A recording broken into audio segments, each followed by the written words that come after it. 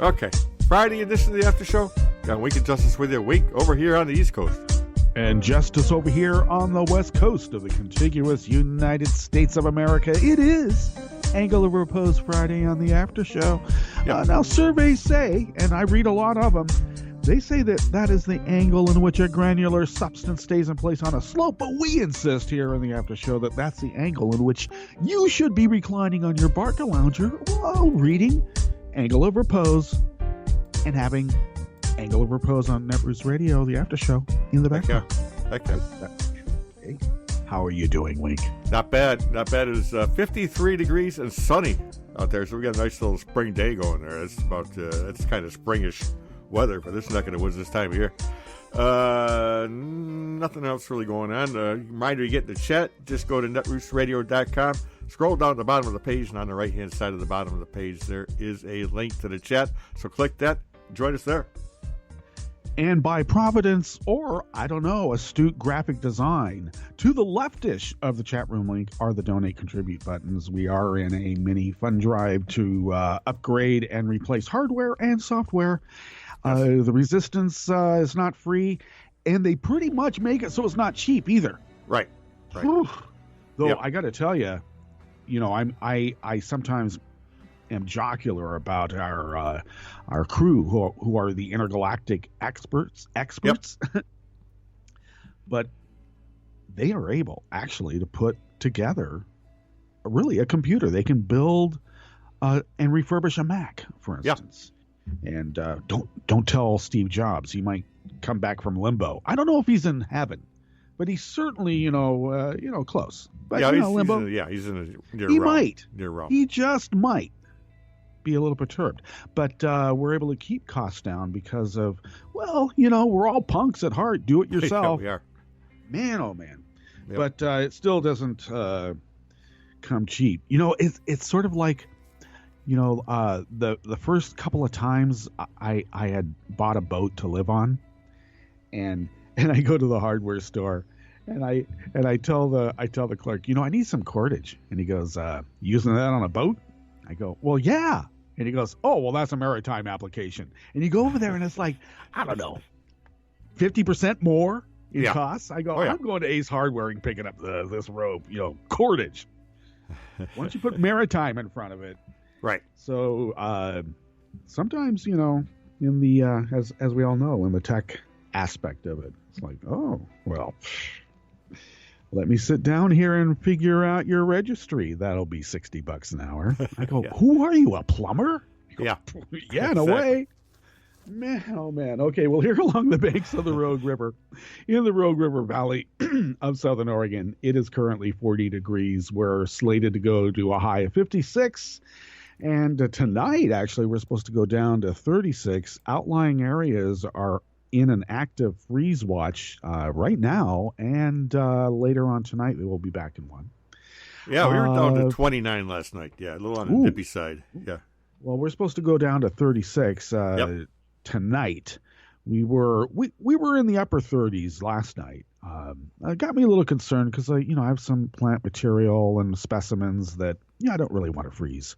I haven't put them in the ground, but and it worried me. Do I put them in the ground or do I wait? So right now they're still in their containers, but I brought them closer to the house and in the greenhouses. I got too many to put in the greenhouse. Okay, but we are have a chance of rain, so much so that it's we have a light rain right now. There you go. And looks like it's going to go up to mid-60s tomorrow. And then on Easter Sunday, it's going to be in the low 60s, but rain.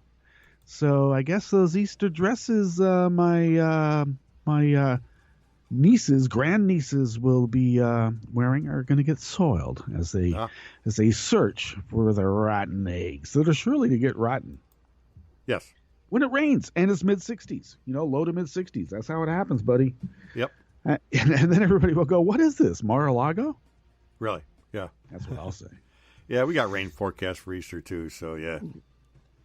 Yeah, I remember. Well, yeah, we're having an Oregon spring, so it's not really, other people, what they would call rain, we may just call it a mist. So it's not really going to, it's not going to really bother us. And the sheltered parts of the property are enough that, you can hide eggs there. It doesn't have to be.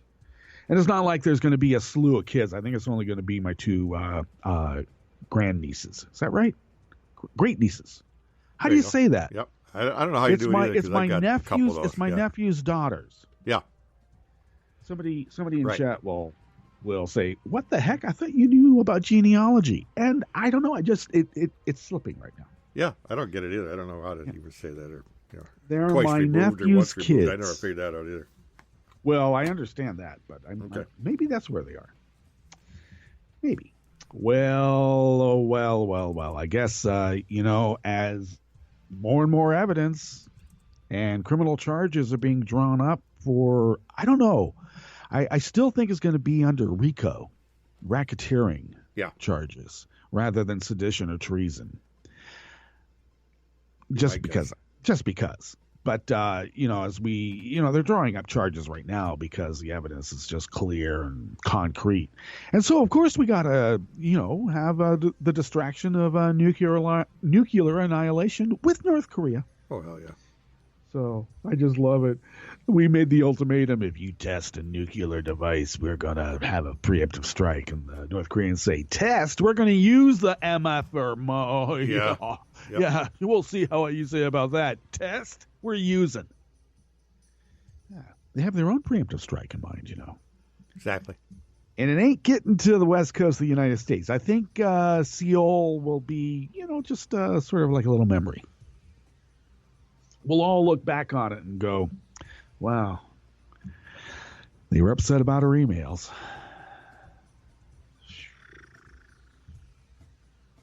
Some people like this on both ends of the spectrum, Wink. Just the utter annihilation of things because, it's the only way to make things change. Exactly. And in the process, millions of people suffer. I don't think it's worth it. Well, there's still a way to get this guy out of office. You know what that is? 2018 is just like a few months from now when you think about it. Yeah. Democrats are having some success, too. So, Indeed. And, there's some structural problems in obviously, billionaires being able to have a tremendous megaphone. Yeah. Which I would say gives them more of a voice in our democracy than, But they figure, hey, Wyoming has the same amount of senators as California, so take that to the bank. And they're just using that model and going, okay. Of course, we expected the Senate to be the enlightened ones. Right. Congress was the rabble, and, there might be some astute ones among the rabble.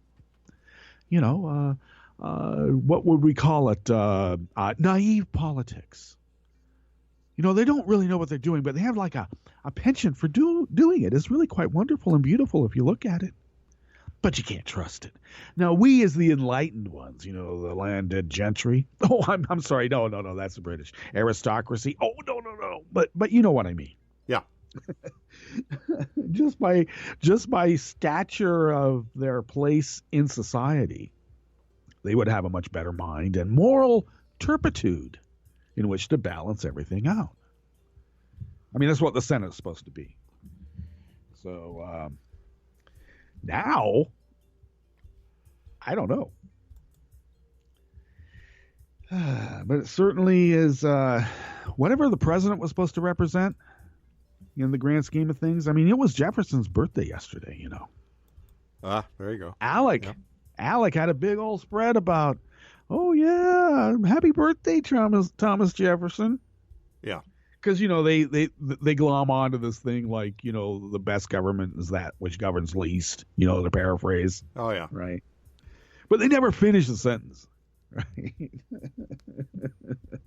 Because he also came out and said, we are at eternal war with those moneymakers and corporations that will do everything they can outside the law to take away our rights. And I'm paraphrasing there, but it was an attack against moneyed interests. So here we are. In fact, these are the issues that we're going to attend to today. We can't just dally, even though it is really the Friday News Dump and Recycling Center today. Right. The California judge is set to hear arguments in Trump's sanctuary city order. Yeah, several cities. San Francisco had filed their lawsuit, and now several others, a bit smaller in population centers, as Sean Spicer would call them. Yes. Trump's expanded, and I'm putting quotes around it, like expanded. Trump's expanded border patrol is losing employees faster than they can hire them. Yeah, who wants to be part of like the front line of the Gestapo? They're saying they're having a hard time finding the right recruits. Right. The ones that can like set aside their morality. Exactly. And live within the banality of evil. I was just doing my job. So, they're having a hard time finding that because we as Americans don't really like to do that.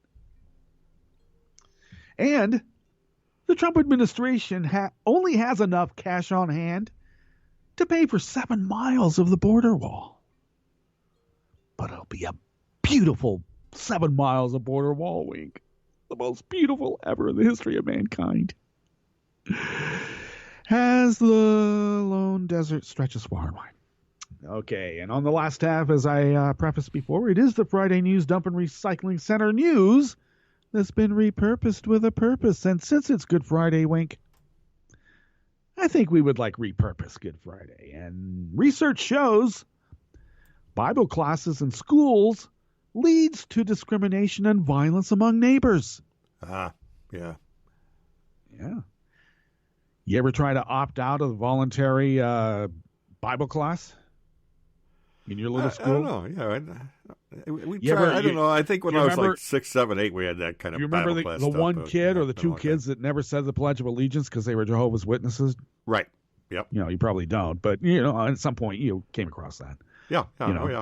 Yeah. I mean, they're putting a target on their back. And a professor of biblical and religious studies, obviously a liberal because he's got some sort of like expertise. How dare he? How dare he? I'm sorry. Professor of biblical and religious studies describes the various forms of Roman crucifixion and why it is important for Christians to believe that Jesus died that way. There's a number of interesting articles about, what we sometimes call the Jesus story. All that, plus the Connect, Unite, Act Daily Codes community calendar and more. Always more on the after show. With that ever so fine fellow on the East Coast with his ever so subtle East Coastal elitism. And his name is Wink. And there's no way. I mean, when I say subtle, I don't mean like East Coastal smugness elitism, like check Todd. Right. I actually made up a prayer the other day. It's called God Grant Me the Serenity to Never Dip to the Level of a elitist smugness of a Chuck Todd. Please. Thank you. Amen. And his name is Wink. This guy all the way back over here on the West Coast with my coastal elitism intact. And my name is Justice. And we do this 5 days a week for an hour-ish in this particular specific and peculiar tear in the fabric of space-time because, well, really, truly, who loves your baby? All right. They call it Good Friday in a weird sort of way. I mean, if you're really kind of outside of the story in a way, you look at it and you go, these people are like celebrating the brutal death of this guy. I mean, what the hell? Yeah, I can never. And of course, on I can see the connotation though, but yeah, it's weird. And on this side, what happened is like to weather the brutality of it. We had to change it into something good. He didn't really suffer pain. Well, he did, but it was for a good cause, and that was because he rose to heaven and sat at the right hand of God. Right. So he had to like suffer so that he could achieve enlightenment. Yeah. And we like that. It's called like paying your dues. He had to pay his dues. Right? And on the outside, people are going like, what a bunch of bloodthirsty weirdos, man. It's like they're chopping the guy's heart out and holding it up to the sun. And, so there is a big debate on whether Jesus was nailed to the cross or just tied. And then there's other arguments like, did that even happen at all? So I was going to go with a much larger, comprehensive look into the myth of the crucifixion, but it was more of an interview, a dialogue, and it just didn't flow well in terms of a news read. But I will put up that link because that's a very interesting look at the myth of the crucifixion too. And I will argue that some people go, well, it either happened or it didn't, and if it didn't happen, then it just throws the whole idea of loving your neighbor and doing good works asunder. And I would say no, it's the idea is a pretty damn good idea. Forgiveness and all that. I don't mean like holding a cleaver over someone's head and saying, well, we're just going to have to split that baby, aren't we? Baby. I'm talking about, living in a community of caring, benevolent, generous people.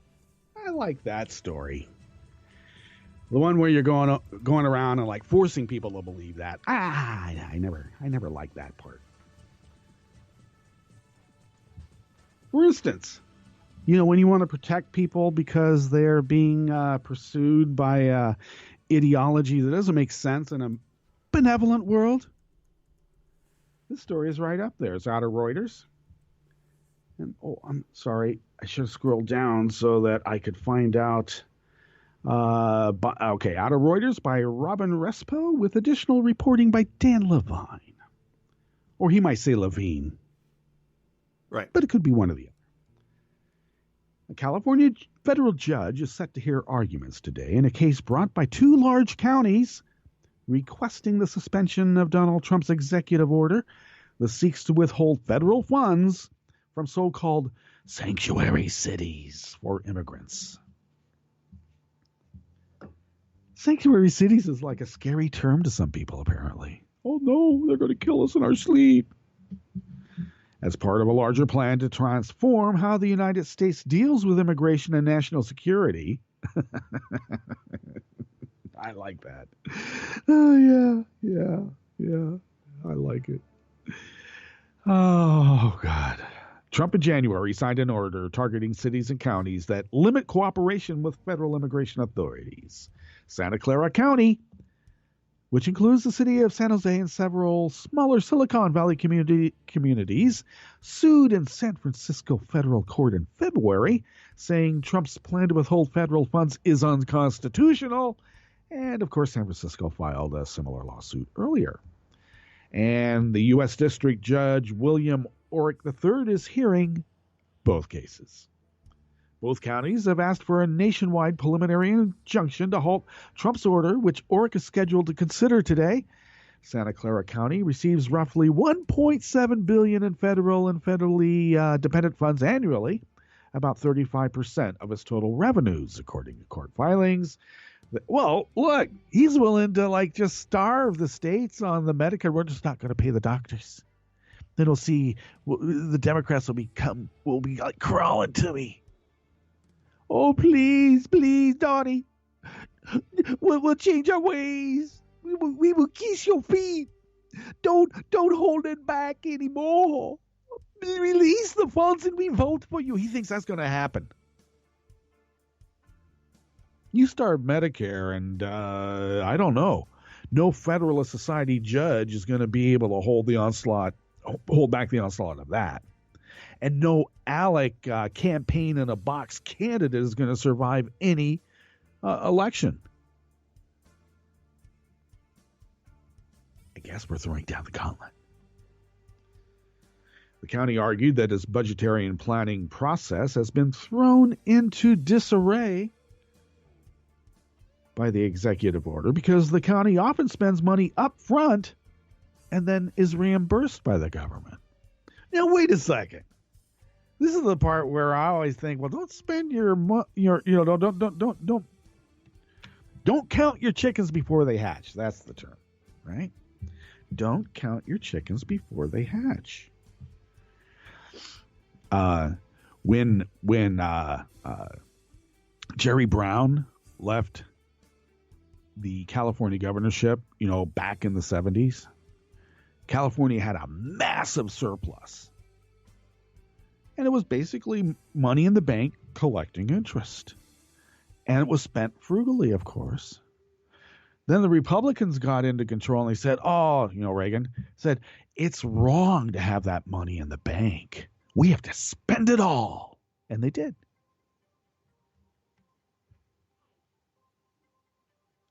So maybe you don't want to, spend your money before you've made it. That's just my idea. The U.S. Department of Justice said a federal court should not suspend the executive order because government budgeting always suffers from some amount of uncertainty. Like, will the Gestapo be coming today or tomorrow? I hate that uncertainty. To win a nationwide injunction, the local governments must present a high level of harm, and mere budget uncertainty does not meet the bar, the Justice Department noted last month in court filings. Really? Are you certain about that, Mr. Jeff, I am a bigot, and these people coming across our border are filth Sessions? Do you really believe that? That budgetary concerns are not part of the equation?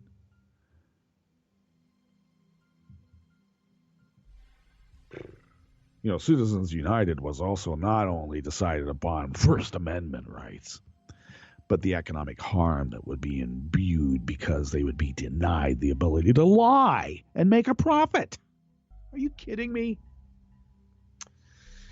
Sanctuary cities in general offer safe harbor to illegal immigrants and often do not use municipal funds or resources to advance the enforcement of federal immigration laws. Sanctuary city is not an official designation. Really? Well, in the municipality in which they designated themselves, it's official. Right. Trump has vowed to get tougher on the estimated 11 million illegal immigrants in the United States than his Democratic predecessor, Barack Obama. Protesters have taken to the streets in opposition to Trump's plans and organized events such as a Day Without Immigrants to highlight the importance of foreign-born people to the U.S. economy. And I got to tell you, there's a lot of Oath Keeper bigots in Eastern Oregon who are whining right now because their labor pool has been decimated. Whole towns have become ghost towns now, Wink. And the pears and the apples and the cherries are just going to stay on those trees. Damn it.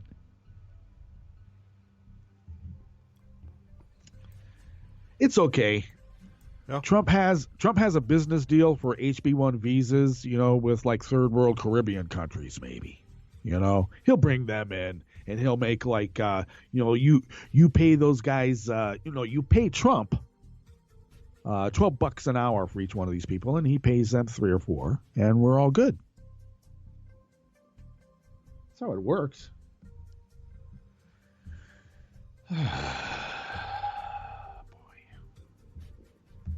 Mary Savage East. This next article is by David Ferguson out of Raw Story. Donald Trump. Now, some people, even who I consider to be peers and allies, continue to refer to him as president. I actually, Wink, I checked the Netroots Radio style book, and it says right there, it's Donald Trump. Yeah, exactly, yeah. Donald Trump has called for a massive buildup of the country's border protection agencies, but according to The Guardian, because that's where you get news now, you got to go overseas, Wink. The Border Patrol is having trouble meeting its current staffing needs, let alone hiring and training the vastly expanded force called for by Trump. At a National Border Security Expo in San Antonio, Texas this week. I love those. Have you ever been to any of those, Wink? It's great. I mean, they got like body armor and tanks and like all sorts of weaponry and infrared sights and cameras and motion detectors and all sorts of stuff. It's fun. It's like toys and toys and toys and toys.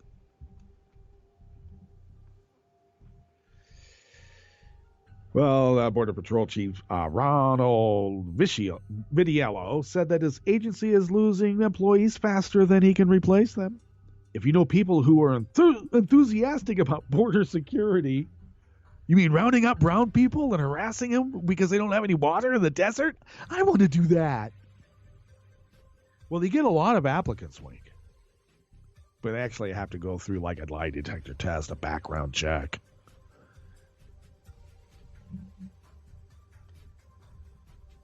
Maybe Trump will just like lower the standards like Trump did for the military, and we can have like, murderers and other felons, fighting the good cause.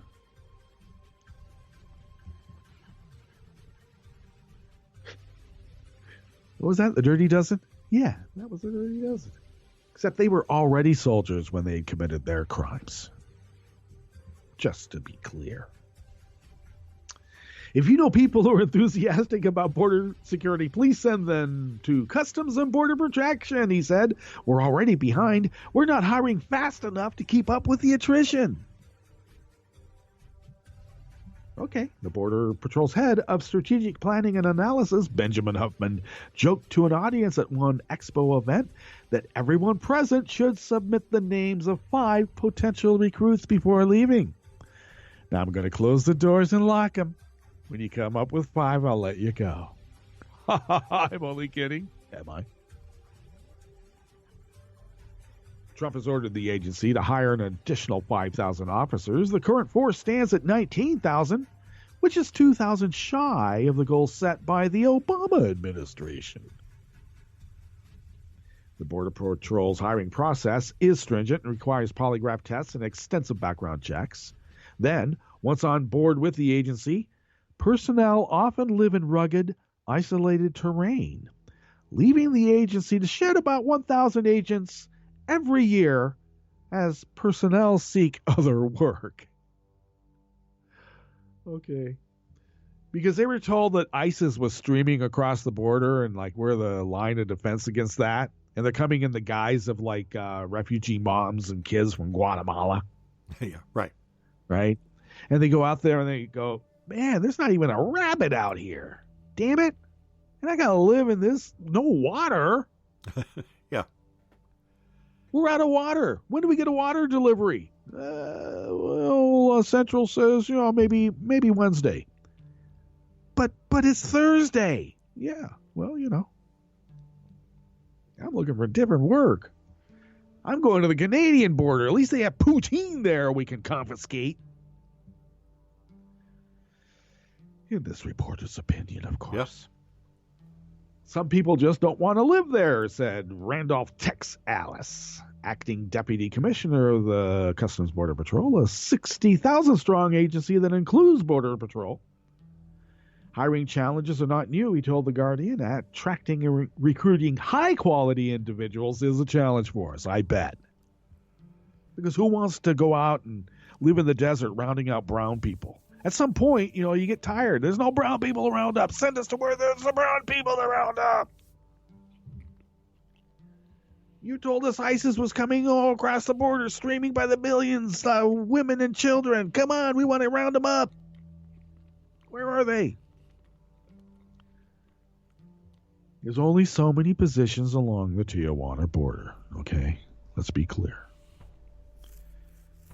Former Border Patrol officials have questioned the logic of adding 5,000 new officers to the force. Hiring and placement will be expensive, and it's not clear that additional personnel will actually do any good. Adding to the agency's worries is a planned addition of 10,000 agents to ICE, which Border Patrol believes has the potential to decimate its ranks.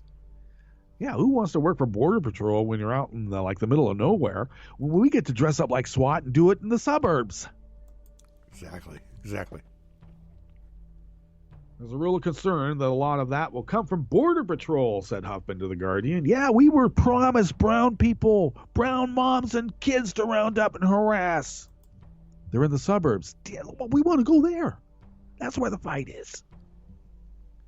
ICE agents have the advantage of living in more populous areas, and they don't have to pass a polygraph test, which around 2/3 of Border Patrol agent applicants fail.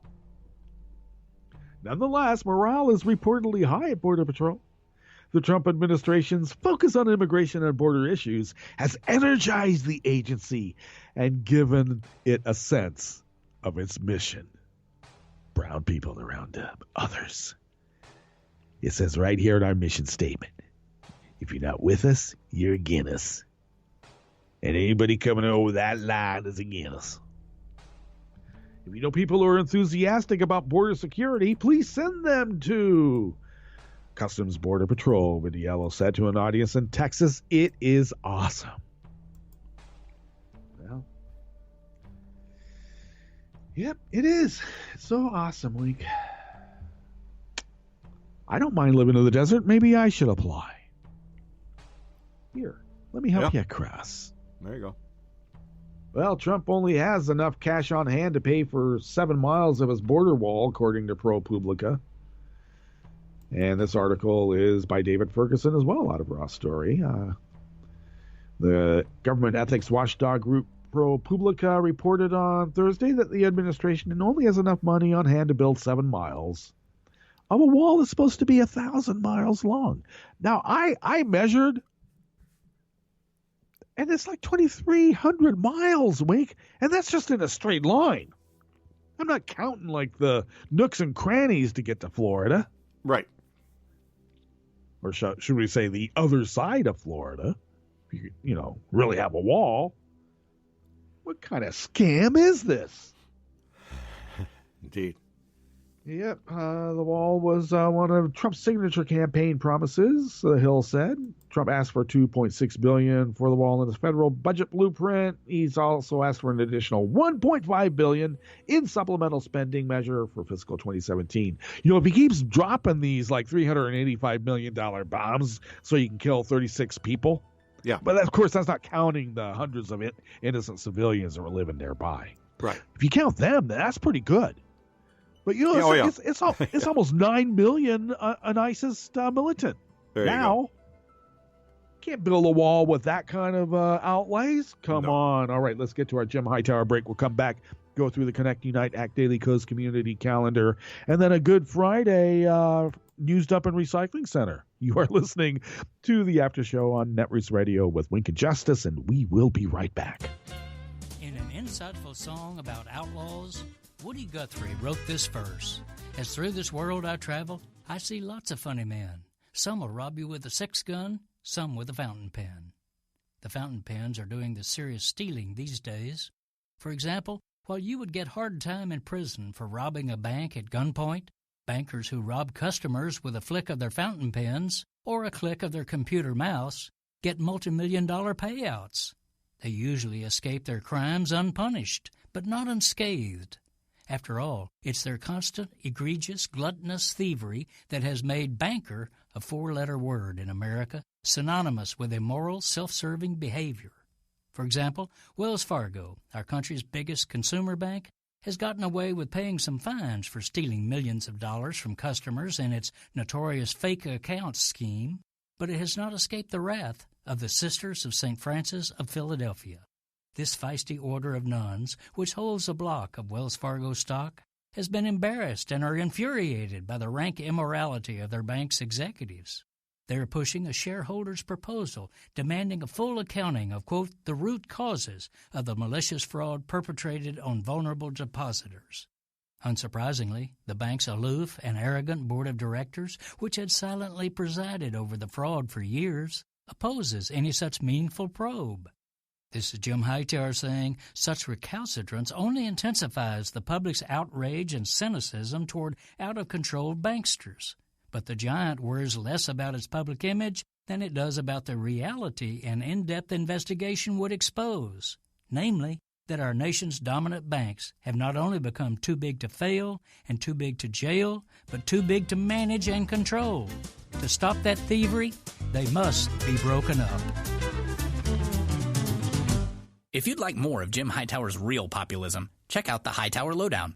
Jim's monthly newsletter gives you the real lowdown on which corporations, by name, are doing what to the middle class, our environment, and our democracy. Each month, the Hightower Lowdown brings you facts you didn't know, along with actions you can take to fight back. It also comes with a sense of humor. Hightower believes we can fight the gods and still have fun. Plus, get this, it's cheap. Only $15 brings you 12 issues a year. For real populism, go to hightowerlowdown.org. You are listening to netrootsradio.com. Please hang up and try again.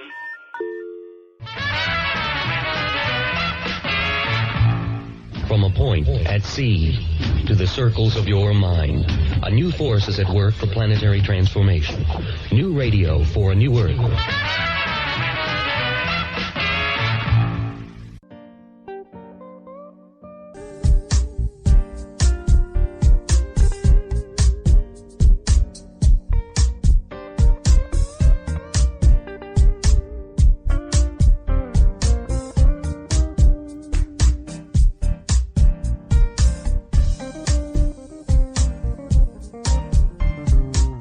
Okay, we're back. And indeed, we are back. Thank you for sticking with us. This is the After Show with Wink and Justice. Justice here along the banks of the Rogue River, in the Rogue River Valley of Southern Oregon on the West Coast. Wink is in upstate New York 21 on the East Coast. Our crew, as I mentioned before, are the ethereal creatures who reside in the cloud whose intergalactic technical abilities allow Netroots Radio, and thus by extension the After Show, to span the globe, the solar system, out past the Oort cloud, and way beyond. Way. Oh, yeah. Way beyond.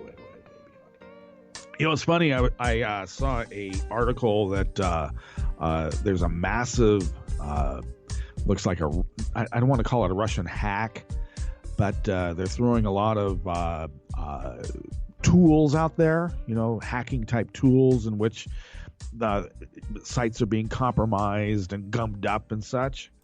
And I've actually noticed an increase again now in what I call, in this case, Russian porn bots.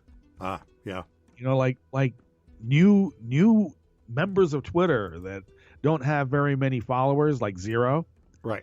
And they're like, you know, sometimes, some instances, voluptuous young women, and in other times they're anguilline young women. Yeah. In pretty much, how shall I put it? Not really in various states of being disrobed, but being just disrobed. Yeah. No varying states whatsoever. So I figure we're doing the right thing, Wink, when you got the bots coming after you. Right. So Absolutely. North Carolina is off the hook. We're going to keep every single brown people and black people out of like polite society because they nothing but filth. Jeff Sessions, his DOJ has dropped the civil rights case. Yep. Against North Carolina. Yep. I got to tell you, there's a lot of roads that lead to Jeff Sessions in this Russian intrigue. He brought a few influential people to the game. Okay, Stephen Miller is one, but I'm also talking about some others. Like he brought Flynn,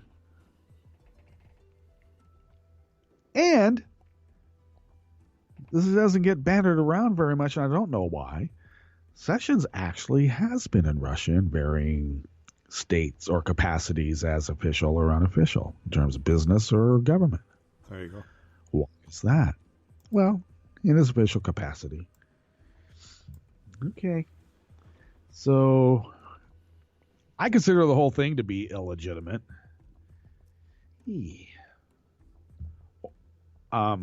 Bundy case, I believe, has gone to deliberation. So we'll look into that. All right. Today's Connect, Unite, Act Daily Co's Community Diary is facilitated by Smiley Creek. And she leads off with, have you ever digitized your old home movies? And no, I haven't. And that would be a good thing to do. There's actually some old 16 millimeter student films that I either put together or I was in other friends' productions.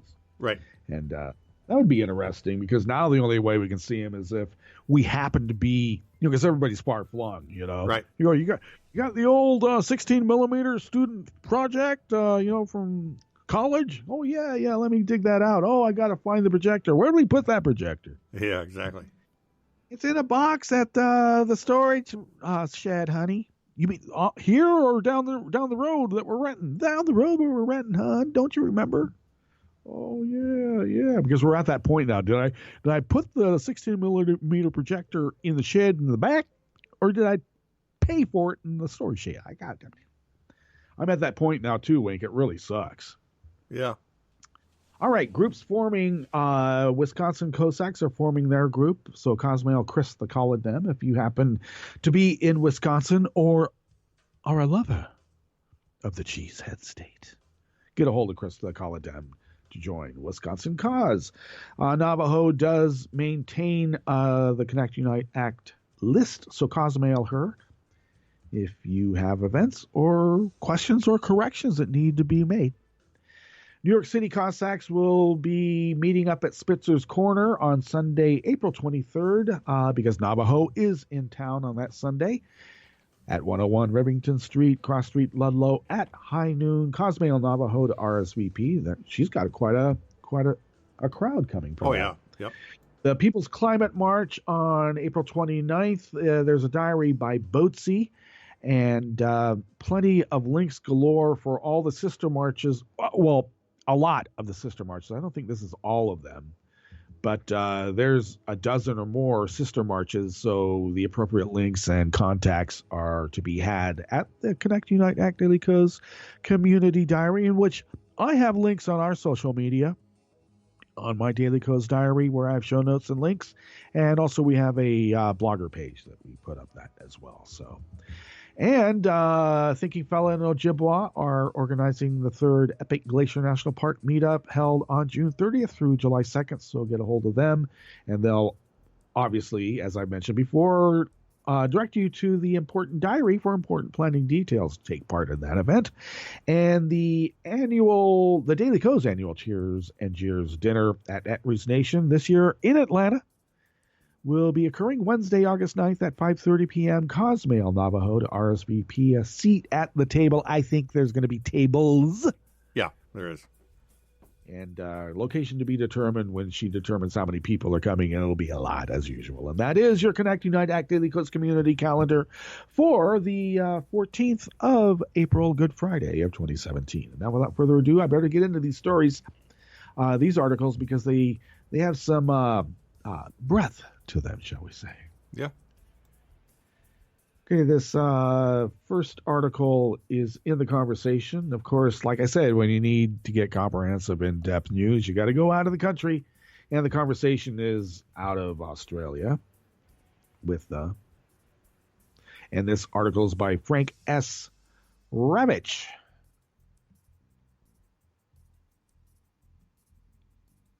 Oh, my. Let's see. Here we go. Oh, yeah. Frank S. Ravitch, professor of law and Walter H. Stowers Chair of Law and Religion, Michigan State University. So a guy in Michigan State University gets published in an Australian publication, and now we're reading it here in the States and then heard all over the world, because that's how the internet works. Wow. Okay, a federal lawsuit was recently filed against the Mercer County, West Virginia Board of Education, challenging a Bible program in the elementary schools. The plaintiffs are the Freedom from Religion Foundation and two parents and their children. One parent and both children have kept their names anonymous due to fear of reprisal. Well-placed fear, I might add. I've lived there. The Bible class was listed, not there in the Virginia, but I've lived in that dynamic. The Bible class was listed as an elective, but almost all students enrolled.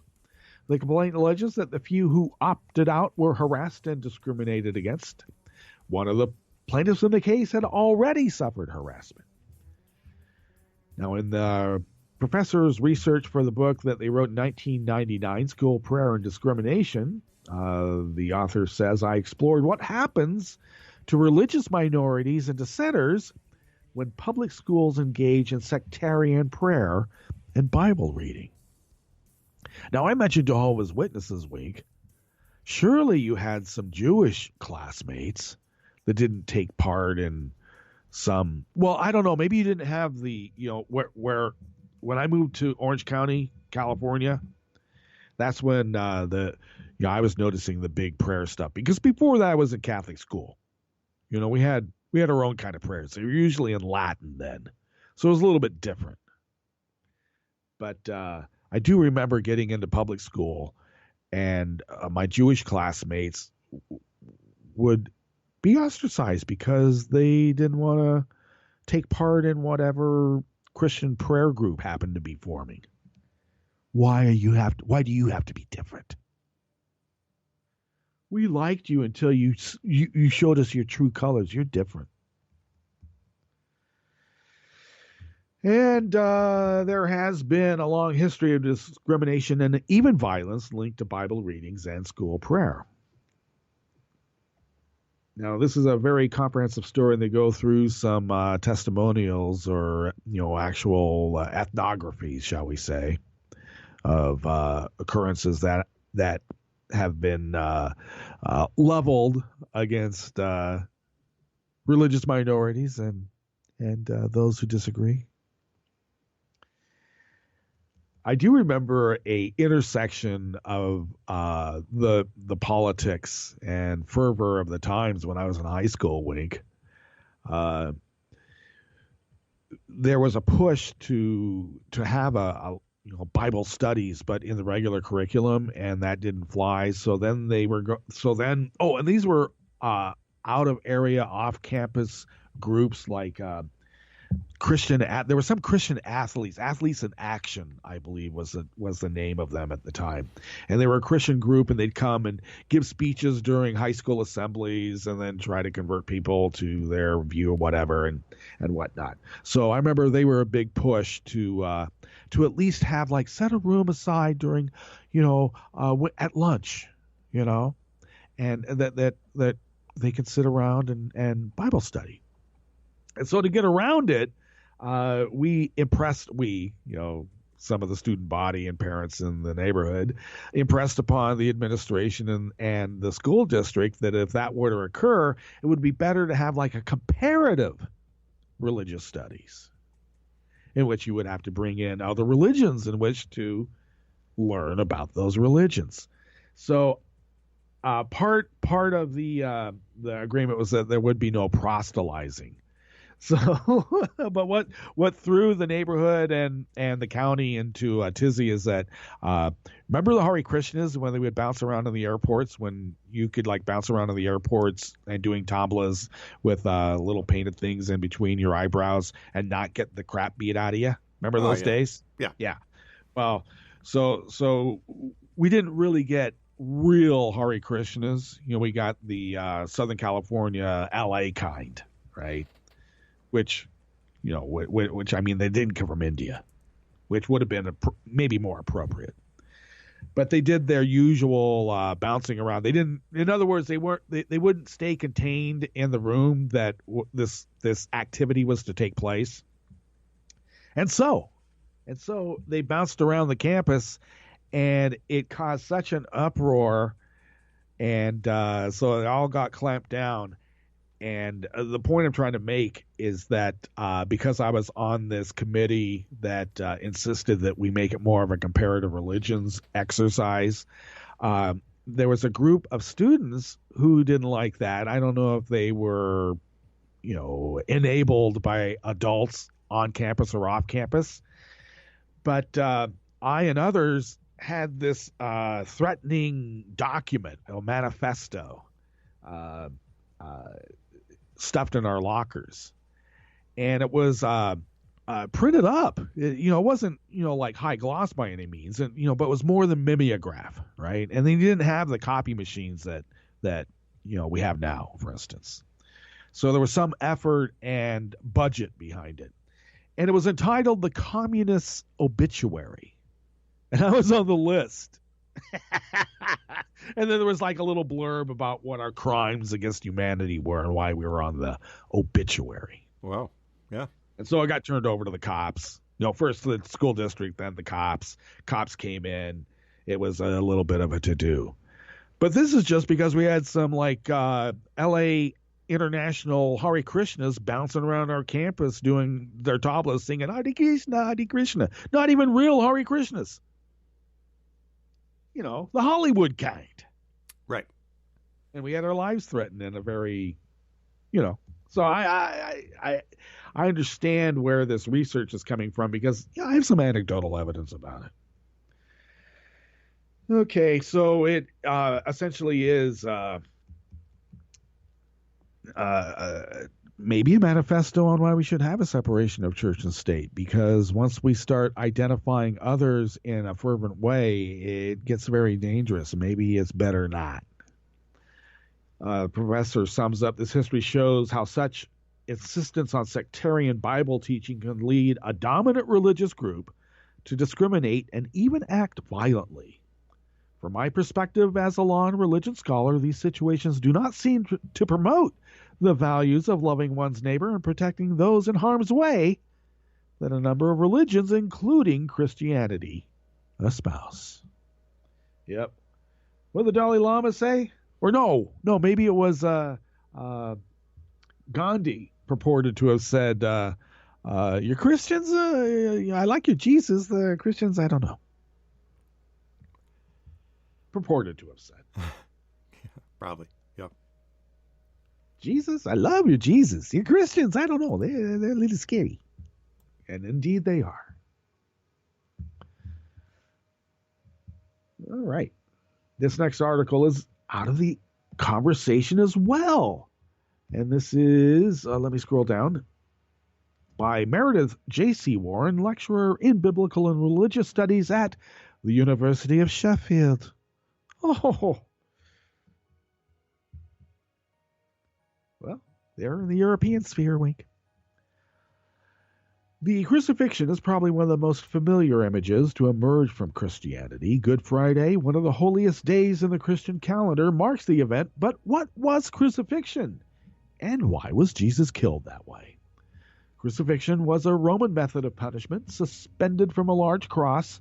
A victim would eventually die from asphyxiation or exhaustion. It was a long, drawn-out, and painful way to die, used to publicly humiliate slaves and criminals, not always to kill them, though. And as an execution method was usually reserved for individuals of very low status or those whose crime was against the state. This is the reason given in the Gospels of Jesus' crucifixion. As King of the Jews, Jesus challenged Roman imperial supremacy, as referenced in Matt, Mark, Luke, and John. Chapters and verse notated in the paper. Crucifixion could be carried out in a number of ways. In Christian tradition, nailing the limbs to the wood of the cross is assumed, with debate centering on whether nails would pierce the hands or the more structurally sound wrists. But Romans did not always nail crucifixion victims to their crosses, and instead sometimes tied them in place with rope. In fact, the only archaeological evidence for the practice of nailing crucifixion victims is an ankle bone from the tomb of Jehohanan, a man executed in the 1st century of the Common Era. Well, some early Gospels, such as the Gospel of Thomas, don't include the narrative of Jesus' crucifixion, choosing instead to focus on his teaching. But Jesus' death by crucifixion is one of the things that all 4 canonical Gospels agree on. Matthew, Mark, Luke, and John all include the crucifixion event in their only slightly different ways. Now, I should give you a little bit of a timeline. The Gospel of Thomas comes just about 35 to 50 years after the assumed, what we assume to be the death of Christ. But the others come sometimes 175 to 200 years after. So there's a lot of oral tradition that goes on during the interim. And, it's like, the loaves and fishes story, Brought a loaf and a fish, and he was able to feed a multitude with it. How'd that happen, right? Or somehow the giant stone that covered his tomb was placed to the side. It would have taken 6 men to move that. Right. How'd that happen? That sort of thing. Things get, exaggerated. Should have seen the fish I caught, Wink. Yeah. Or how many goals did I make in a football game? That kind of thing. Yep. If you didn't score any goals, how many tackles? Let's see. The Gospel of Peter, a non-canonical Bible from the 1st or 2nd century, specifically describes in verse 21 how after Jesus had died, the nails were removed from his hands. So that's, 100 to 200 years after. The Gospel of Peter also famously includes the cross itself as an active character in the Passion narrative.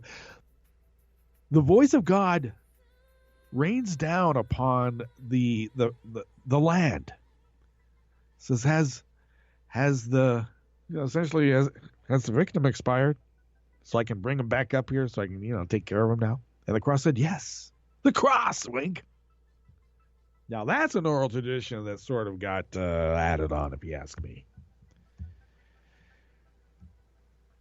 So there are various archaeological images, finds, either medallions, coins that depict crucifixion, some by rope, most or lashings of some sort.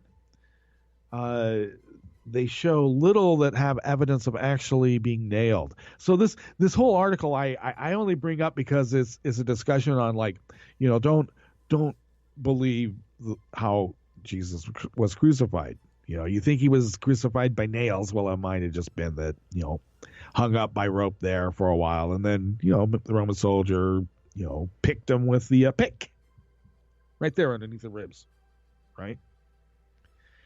And so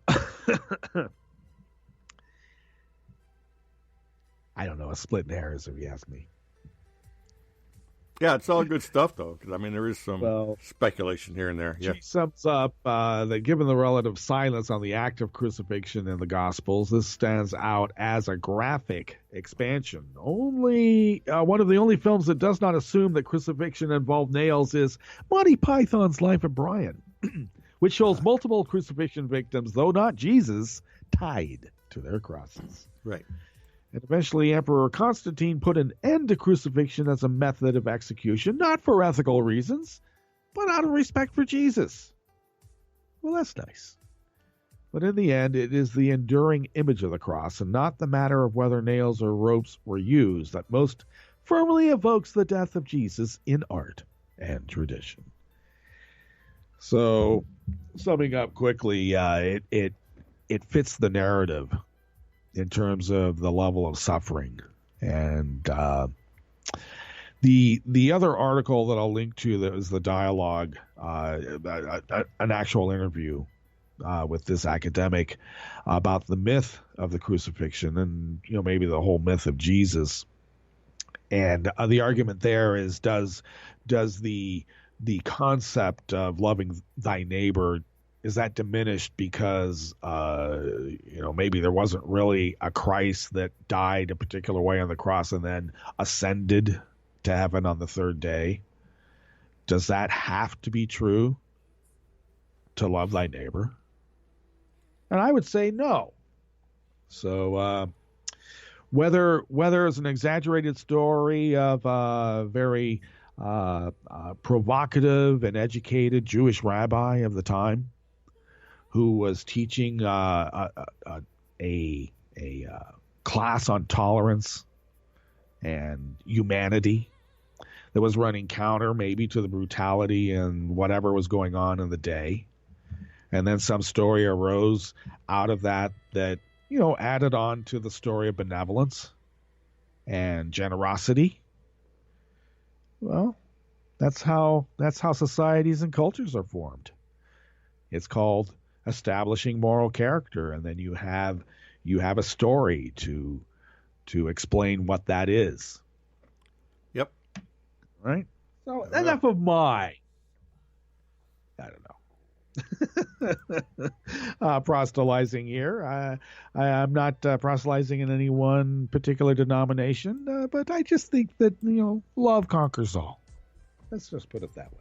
All right, let's get out of here. It is Easter weekend, and presumably you'll be joined by Roaring Girl tomorrow for the Roundtable Roundhouse Power Hour, because I know it's still, I think it's still high holidays for her. But regardless, I presume you'll be around, and if you're not, we'll have something in your place. Now, I'll be Easter around Sunday. Yep. Okay, Easter Sunday. All right. Well, stay tuned for both of those shows. And we'll be back here bright and bushy on Monday. And, we will, since it is Good Friday, we'll leave you with the Ordo Rosarius Equilibrio doing their love and defiance of being alive. So stay tuned to Netroots Radio 24/7, 365. Why? Well, because who loves you, baby? Okay, Wink. I'll see you on the other side. All right. Rope.